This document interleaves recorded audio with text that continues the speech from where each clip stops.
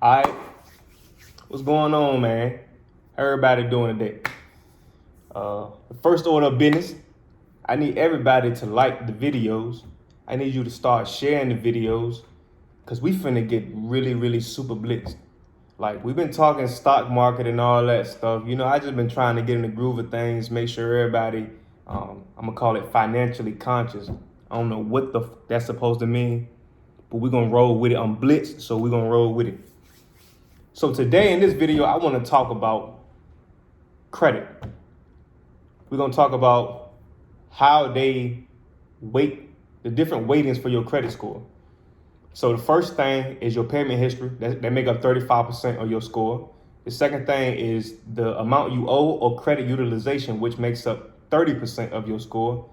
After that, your length of credit history make up 15% of your score. New credit inquiries make up 10%. And then the final thing is the types of credits that you got in use, which make up 10%. So we finna dive into each one of those specifically, what they mean and how they relate and how you can boost them and all that good stuff, all that sweet stuff. So make sure you like and subscribe the video. Let's roll.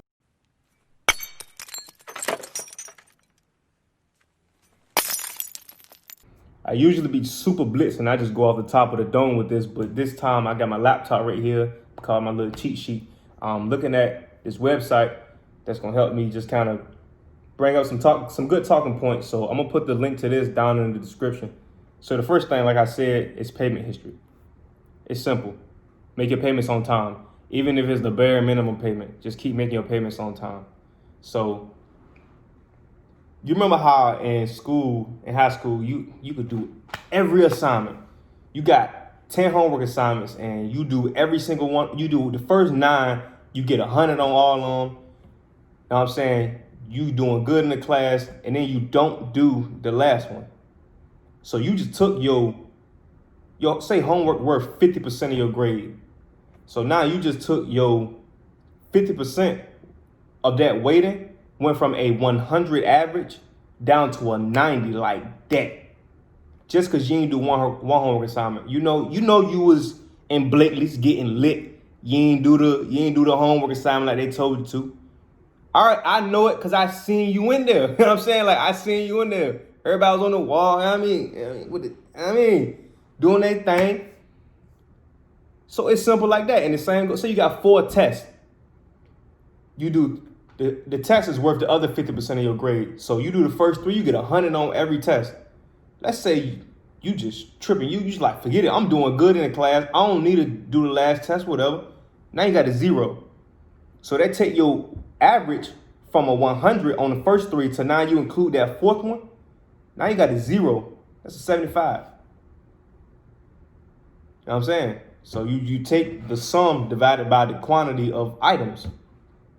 4 tests. Your sum is 100 plus 100 plus 100 plus 0. So 300 divided by 4. You got a 75. So you done went from having an A to now you got to bring home your report card. You got a C or something, however they do grades now. So next up, you got your credit utilization. So all this is saying is how much of their credit limit are they using? If you have one credit card, it has a $1,000 limit.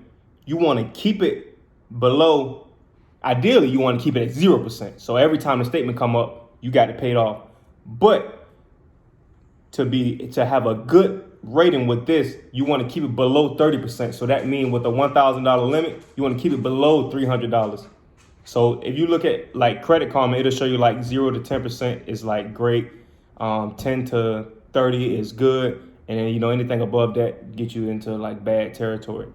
So you want to keep that below 30%. If you have 5 credit cards with a $200 credit limit on each card, you got $1,000 total dollars in credit limits. So however you want to do it, you need to keep the total limit, the total balance below $300.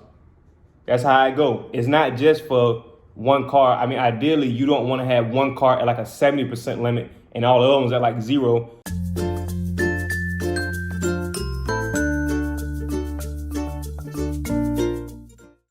So then next up, you got your length of credit history. So let's say you got your first credit card in 2014.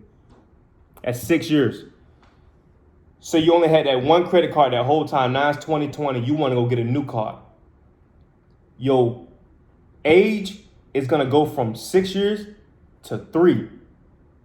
It's going to take the average, yet again, 2 items. You had one card, now you got a second one, divided by the total time, or divided into the total time. So 6 years, 2 items, 3 years. So that's going to be your average, your length of credit history with that. The longer your credit history, the better. Assuming you're making your payments on time, you keep your credit utilization down. That's what they want to see. They want to see people who've been doing this. You're not just going to wake up, get your first credit card in January 2019, and then think you're going to buy a house in October 2019. It ain't going to work like that. If you ain't got no kind of credit history, you out of luck. So with that being said, you don't want to go closing out a whole bunch of accounts, even if you don't use the card a lot. If you don't use that card on an everyday basis, and I have credit cards like this where I just might go swipe it once or twice a month for a bag of chips or something. You want to swipe that card just so it remain active, because the bank not gonna want to leave $1,000 credit limit to somebody who never using their card. They gonna close your joint out, and that's gonna mess with your age. You know what I'm saying? So keep the accounts open. So now the next one is your credit inquiries, your new credit, 10% weighting. So essentially, you don't want to be running around just willy-nilly opening up credit cards. I think you want to get like a 2 or 3 month time frame between inquiries, but I mean, that's probably still pushing it in my opinion. I'd like to go a little bit longer if I can. I'd like to not do it at all if I can. But sometimes there's some real good deals out there that you just got to kind of take advantage of. So say, for instance, you finna go buy a house, or let's say you want to go buy a car. Y'all like cars. Every time, if it's January 1st, say you've been looking for a car, you don't have to go find a car on January 1st. You know what I'm saying? Because obviously a bunch of people going to be pulling your credit. So you go to the different dealership, you see a bunch of different cars over like a 30-day span, I don't know what that was. They not going to count each one of those as a different inquiry. They're going to be able to, you know what I'm saying? Some people actually use common sense. They're going to say, oh, they was just out rate shopping. You know what I'm saying? They not doing a whole bunch of crazy mess, because you got to understand that every time that we start pulling your credit a lot, they look at you as risky. They're like, dang, what he need all this credit for? What's going on? Is he good? He owes somebody? Is he about to go in debt? Is he going under? You know what I'm saying? Like, what's up? So don't be risky to the people that's lending out the money. Don't confuse this with a soft inquiry, which is just putting your credit information, something simple like that. You'll be, as you become more familiar with this stuff, you'll be able to tell the difference between a hard pull and a soft pull. Hard pull is mortgage, credit cards, got dang on car loan, that big stuff. So next up, you got your types of credit use. So every line of credit ain't the same. So you can have, like, you got your credit cards, which is revolving accounts. You got installment accounts, which will be something like school loans. So they want to see that you got a diverse portfolio, that you can handle different types of payments. You want to have your credit cards, your mortgage, loans, low interest rate loans, like a car loan. If you got a car loan, it's like a low interest rate loan. So you want to have that kind of stuff. So be mindful that your payment history is 35%. The amount owed is 30% credit utilization. Your length of credit history, your credit age, 15%. New credit, hard inquiries and all that kind of stuff, 10%. And then the types of credit is 10%. So that's how they weigh out your score. You want to have that diverse portfolio. You want to make your payments on time every single month.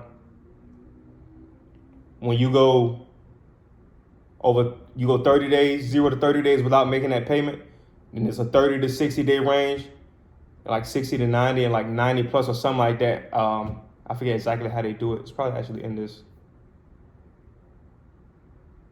Yeah, boom, like that. So keep up with your credit. It's valuable. It's very, very valuable. Extremely valuable. Make sure y'all like and subscribe. Talk to your people. Go get yourselves a little starter beginner credit card. I guess I'll do another video sometime soon on the different types of credit cards that I have or that I like or that I want or something like that. So some things you want to think about. You know how you always see online on social media people talk about having an 800 credit score versus like $100,000 cash. A lot of people gonna instantly say that they want that 100,000 in cash. That 100,000, you can barely get a Tesla with it. You know what I'm saying?